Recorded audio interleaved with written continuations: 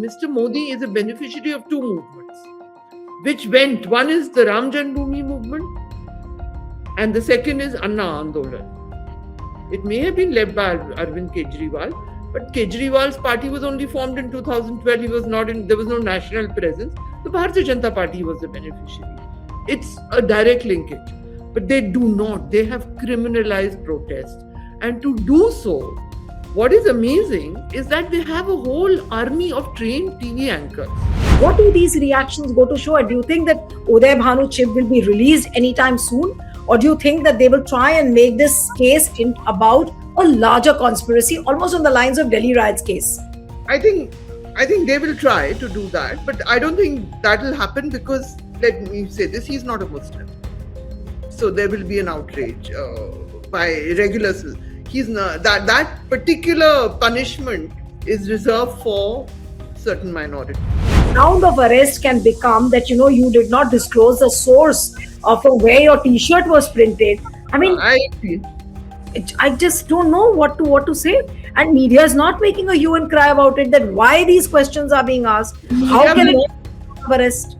Media will not make a hue and cry about it. They'll try and find some communal debate or something to attack Rahul Gandhi. But I'm really glad that the Congress has stood by those, the Youth Congress. Whether one liked the aesthetics or not is not the point. It is the principle of protest. So there is the same establishment, the same regime, the same politician who gains from protest has now come down so hard on protest.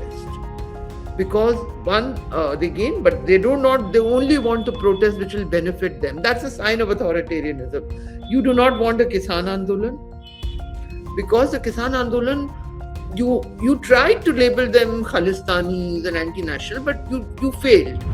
Nothing is being debated. They don't want questions on anything except if it's something with a communal twist, to attack Muslims, to talk about infiltrators, to talk about Rahul Gandhi, to attack him. It's like they have an equal choice, Rahul Gandhi, Muslims. So that seems to be the whole, the narrative factory is on that. In all of this, there are all these talks about a minister of the Modi government having written a lot of emails to Jeffrey Epstein, who, besides being a convicted pedophile, as an anchor famously said, he was also a networker, right? Wasn't that the defense? So what if he was a pedophile? He was also a social networker. He's also been accused by people in opposition in Russia and some people in the US of being a Mossad agent. You know all that, right?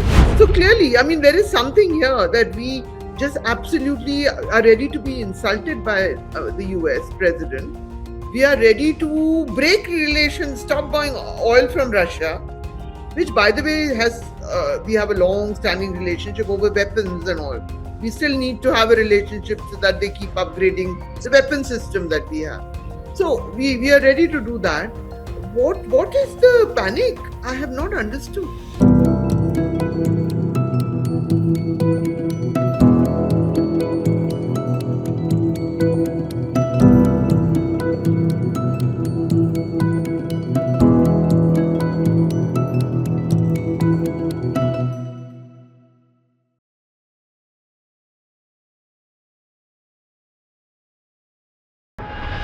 Hello and a warm welcome to HW News Network, your one-stop show, truth be told, for some engaging and thought-provoking conversations. Delhi police has arrested Uday Bhanu Chib, who is the national president of the Youth Congress, in the early hours of Tuesday morning, and Chib was interrogated for nearly 20 hours. This marks the 8th arrest in connection with the Youth Congress's Shirtless protest at the India AI Impact Summit 2026. Now, around 7 people who've been arrested are linked to the Indian Youth Congress, and Chib will now be confronted with all of them.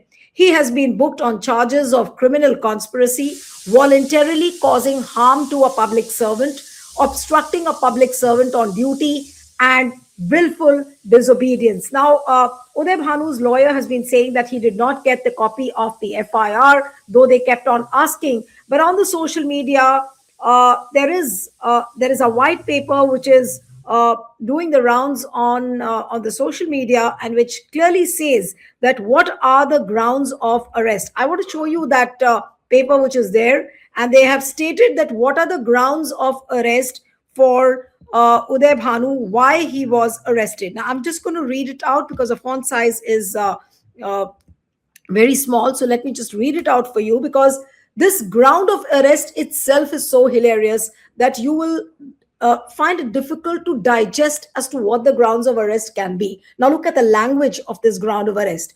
Now, Uday Bhanu Chib, son of Hari Singh Chib, and then he goes on to say, 40 years of age, are being informed that you are the main conspirator and mastermind of the incident of unlawful assembly on 20th of February at Bharat Mandapam Pragati Maidan in AI Summit and Expo 2026, where anti-national slogans were raised and tried to incite riot-like situation by the co-accused persons.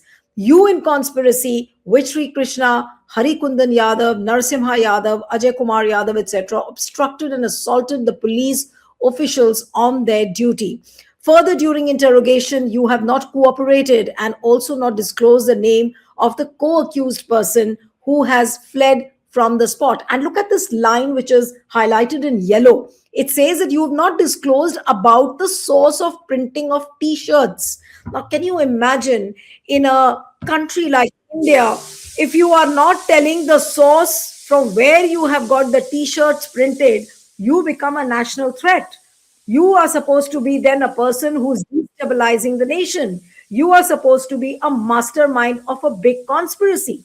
Now, is this case not heading to a case like what we saw in the Delhi riots case of 2020? Remember, just one or two arrests were made, and then how the police widened the ambit. Look at the kind of statements which are being made by the BJP leaders. Gaurav Bhatia, a short while back, held a press conference, and he almost said that this is an anti-national act, and the buck stops with Rahul Gandhi, because Uday Bhanu Chib is IYC president, and of course his reporting is directly to Rahul Gandhi. So they are trying to make it as a case of an attack on the country. It's a conspiracy against the country, but not to forget that look at the timing when all these questions are being raised. Uday Bhanu's arrest has come at a time when the country is preparing for major elections in states like West Bengal, in Assam, Puducherry, Kerala, Tamil Nadu, and also what is happening in Parliament in the first half of the budget session. You have the big issue around General Naravne's book, to which we have got no answers. Epstein files, we've got no answers. How the joint framework as far as the Indo-US trade deal is concerned, no answers yet there. People are still asking questions. Congress held a big rally today in Bhopal, stating that how the PM is compromised. But did you find any answers? Instead of answers, what do you see in return?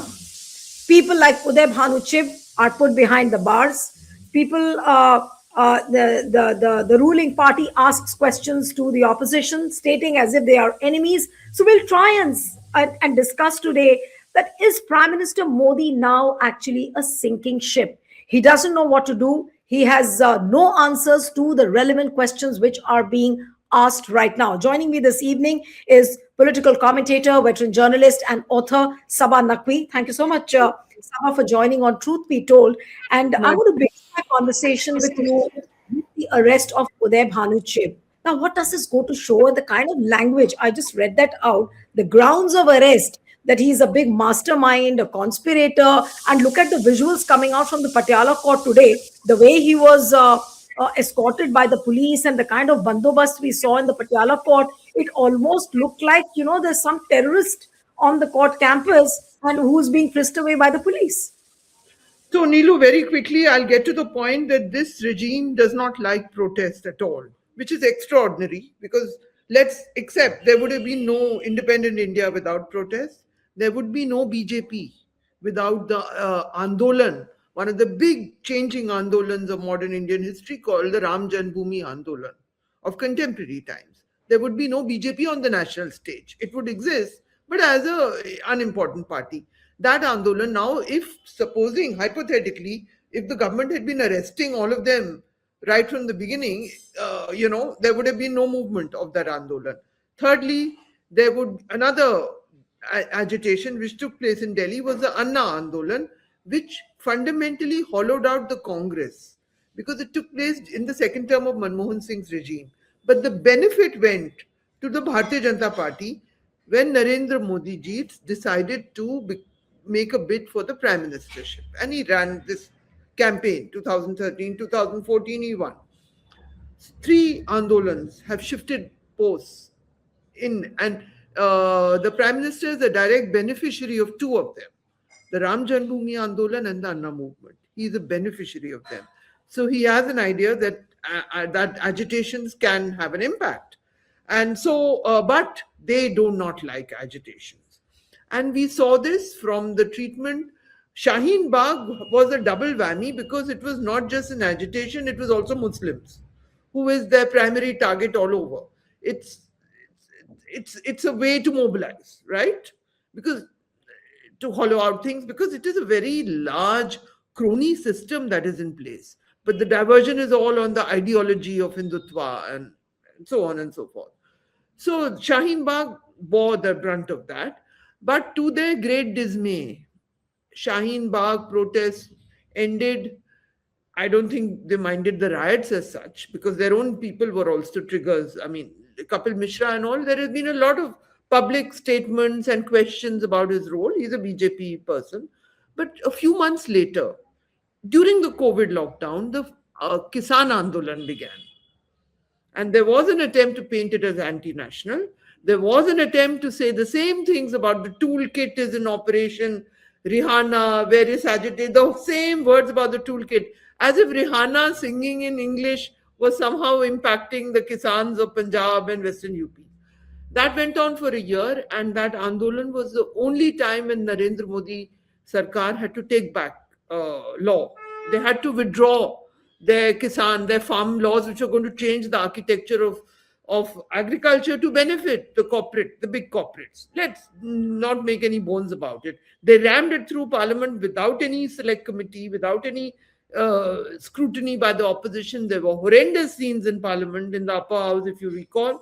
It was rammed through just before the COVID lockdown and all began. It happened around the same time and it was rammed through, but there was a consequence and they had to push back.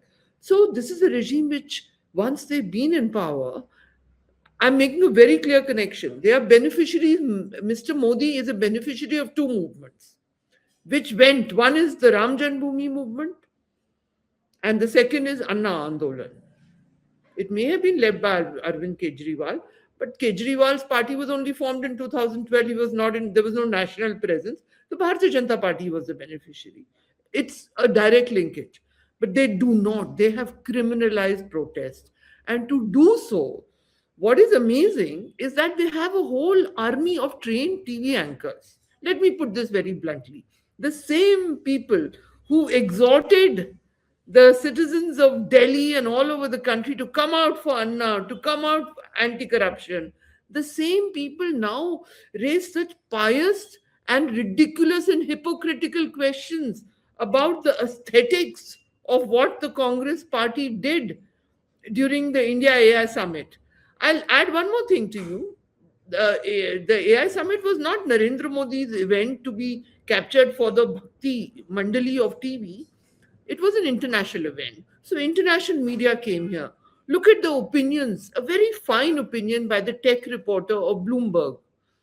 She's written it. She's described the scene, she's described the implications, she's described there are many questions about AI, the big guys being here.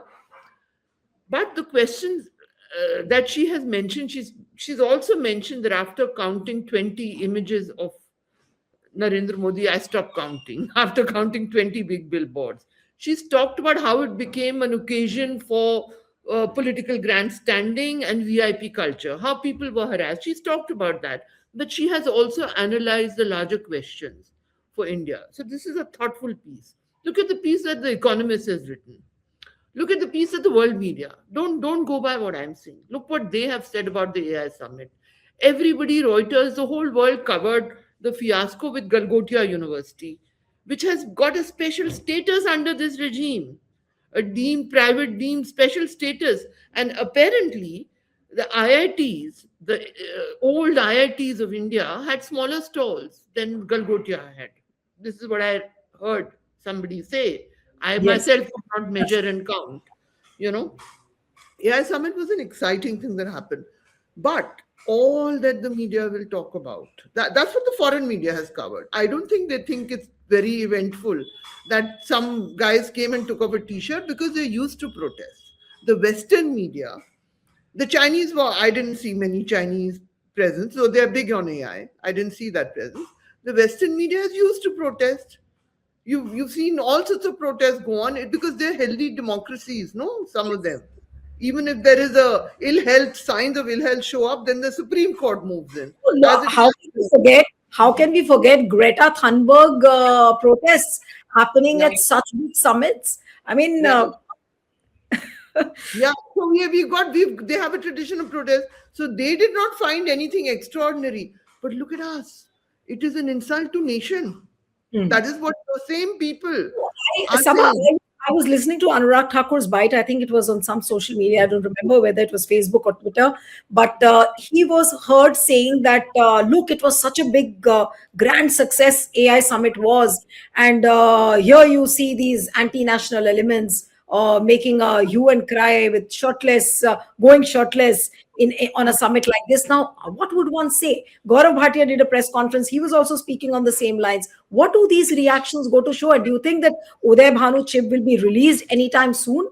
Or do you think that they will try and make this case about a larger conspiracy, almost on the lines of Delhi riots case? I think I think they will try to do that, but I don't think that will happen because let me say this: he's not a Muslim, so there will be an outrage by regulars. He's not that particular punishment is reserved for certain minorities. Okay, I mean I don't want to say this because I'm analyzing. I don't think it will go that far, and I think he will get some relief from the judiciary or whatever. And so unless they're very keen on keeping him, because in some of the Delhi riot cases, there has been care has been taken to ensure that certain benches get it and that they don't go by legal traditions. And but I'm not a lawyer, so it would not be fair for me to divert into that opinion. This is not that. Let's when you say there is Modi in trouble, the point is right now when you there are such questions about the whole election process in India right now. And Neelu, I'll bring this to your attention. We do get good reports come out by reporters and even by sections of the print media, because some of these newspapers have reporters about deletions in electoral rolls in election bound states, right? So the stories come out because those whose names are missing, they talk about it. What are you going to do about the additions, which nobody's going to complain about? If there is an attempt to change the roles, the question actually, of course, there is an attempt to delete, and many people will get deleted because we are seeing the illogical consequence that there are fewer voters now in India, even as populations are increasing. You know, so what are you going to do about the additions? So there is something which we have not yet understood what the election SIR is achieving. I'm very happy about the reports about the deletions because even groups like Times of India, their ground reporters have done these reports. Just traditional old-fashioned reporting. This is what so and so is saying. All stuff which should continue. And then you have the website. Some of the websites have devoted. You have the Reporters Collective, which has been on this. But the question remains on the additions. Who is going to check them? How is the media going to find out? How are we going to find out? Because there was this question was never answered, that there were more voters in Maharashtra suddenly. These questions were never answered by the election commission, and we Maybe must not forget. what you are pointing out, Sabha, is something very crucial. And I want to come back to the same case of Uday Bhanu Chib and what is happening currently. Now, Yeah, if round of arrest can become that, you did not disclose the source from where your t shirt was printed. I mean, I agree. I just don't know what to say. And media is not making a hue and cry about it. That why these questions are being asked. How Media can will it not arrest? media will not make a hue and cry about it. They'll try and find some communal debate or something to attack Rahul Gandhi. But I'm really glad that the Congress has stood by the Youth Congress. Whether one liked the aesthetics or not is not the point. It is the principle of protest. And by the way, Neelu, do you know that in India right now, so we know that in Delhi the space for protest has shrunk. The same city where Ramlila Maidan people used to congregate. Now in Jantar Mantar also, the area has become smaller. And all of that, you cannot have a protest in support of the Palestinians in Delhi unless you get police permission, which doesn't come. It's a fact, you know. So there are. This is we are a country in the global south. So there are many things which are going on. So there is the same establishment, the same regime, the same politician who gains from protest has now come down so hard on protest because one they gain, but they only want to protest which will benefit them. That's a sign of authoritarianism. You do not want a Kisan Andolan because the Kisan Andolan, you tried to label them Khalistanis and anti-national, but you failed in doing so. You know In how. this particular case, Sabah, do you feel that if they widen the ambit of the case, uh, could they bring this entire case to Rahul Gandhi's table? Because ultimately, Uday Bhanuchib is someone who reports to Rahul Gandhi, and can they say that look, this conspiracy was hatched in Rahul Gandhi's office? So, will they make that blunder of just on the eve of elections, maybe trying to point fingers at Rahul Gandhi on this, which they have been doing like time and again? They can make wild claims, but I don't see how legally they will succeed. I mean, even though the law is good, but its implementation is highly selective these days, right? The way the law is used. So we can't predict anything, but somehow I don't think so. But what is clear to me is that Rahul Gandhi is willing to go the whole hog. Sometimes his timing, we can raise questions of it. Now, the key thing for him to do is to remain at it, not to suddenly say now this bout is over and to go away. He should remain at it because the thing is that we are all mired in many lies and hypocrisies. We are told lies about threat to nation. We are not allowed to ask about a general's book. Nothing is being debated. They don't want questions on anything except if it's something with a communal twist to attack Muslims, but to talk about infiltrators, to talk about Rahul Gandhi to attack him. It's like they have an equal choice, Rahul Gandhi Muslims. So that seems to be the whole the narrative factory is on that. And but now I want to ask a few questions, Neelu. Today is the 24th, right? Tomorrow the Prime Minister will go to Israel. So what I think is confusing somebody like me is that we are this huge independent nation with a history of non-alignment. We are big. We are one of the biggest markets in the world. We are powerful. And we spoke of Vishwaguru till a few years later. What has happened to us? What has happened to us that the United States of America makes announcements that India is not buying Russian oil, and we don't say anything. India is also buying oil from Iran. It was buying. We don't say anything really much about that. We don't say no, that is a lie. Or we had Vladimir Putin as our guest just some 2 months ago. We are not able to say anything like that.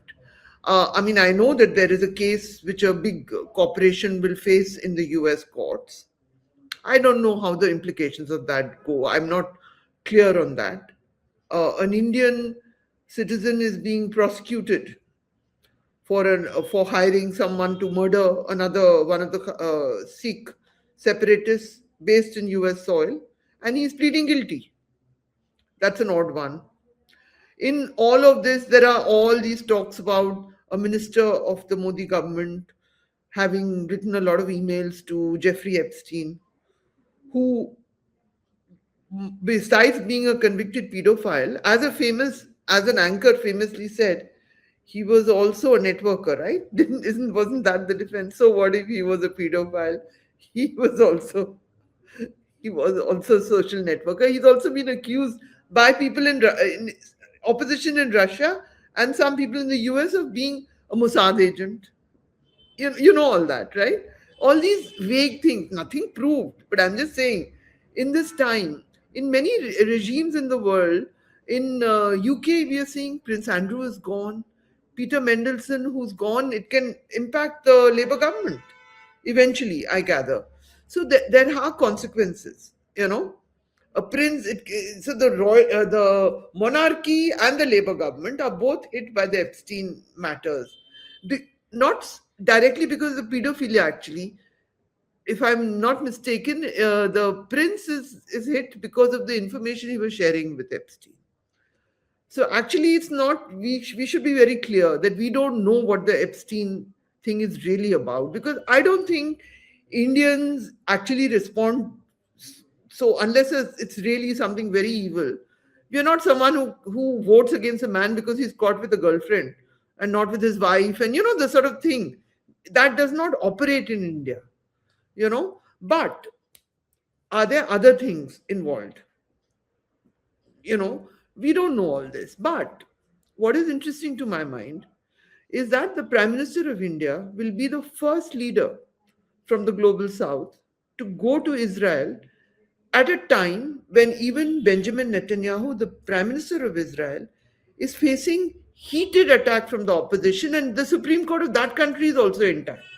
He's trying to challenge them and he's trying to change the court. So there has been a question of a section boycotting our Indian Prime Minister's address to the Parliament of Israel. There's a question there. I don't know if it will get sorted out by the time he goes. Benjamin Netanyahu, he's going to go and stand by a man who the International Court of Justice has convicted, who many countries will arrest if he lands up there, who has been accused of committing genocide by many people in the world. But our Prime Minister will be the first leader.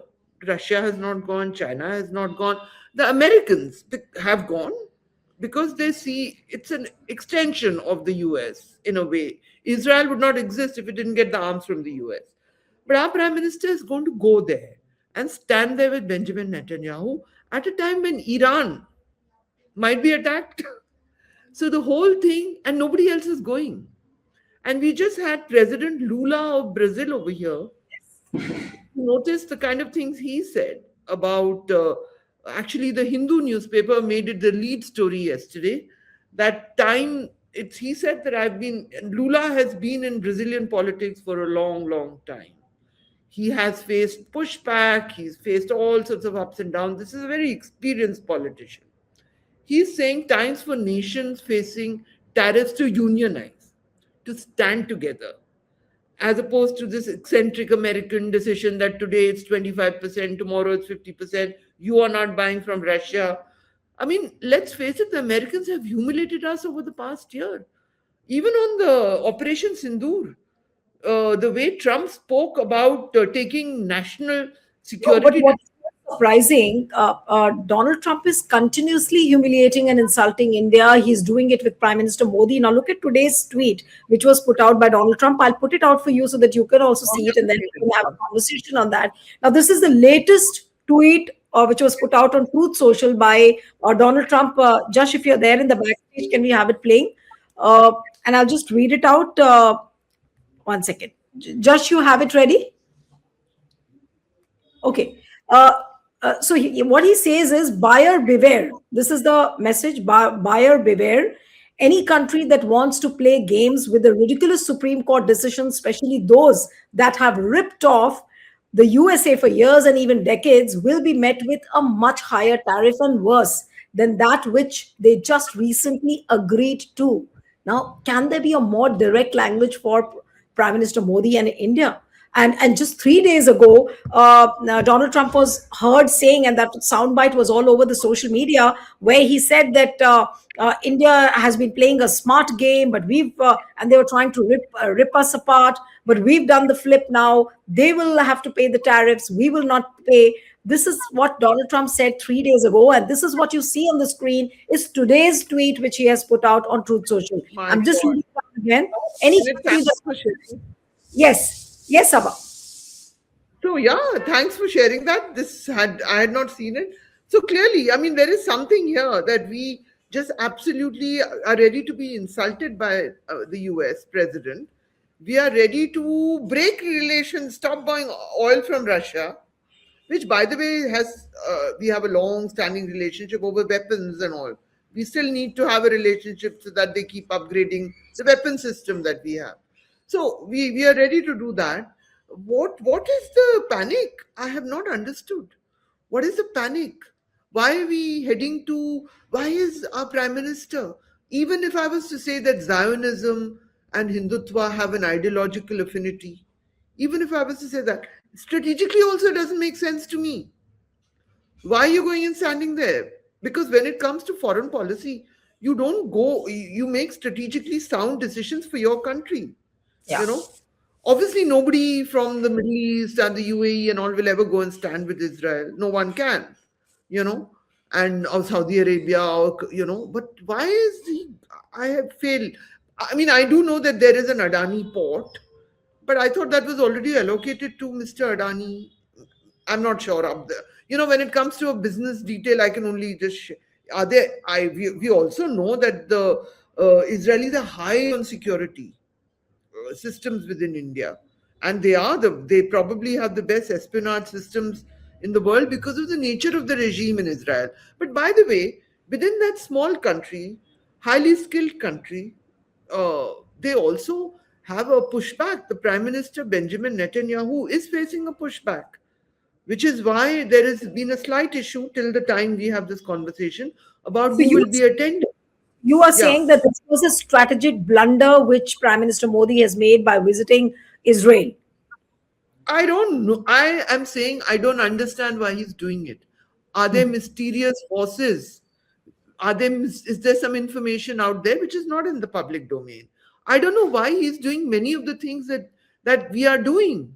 No, but Why what are does we no, but putting up with?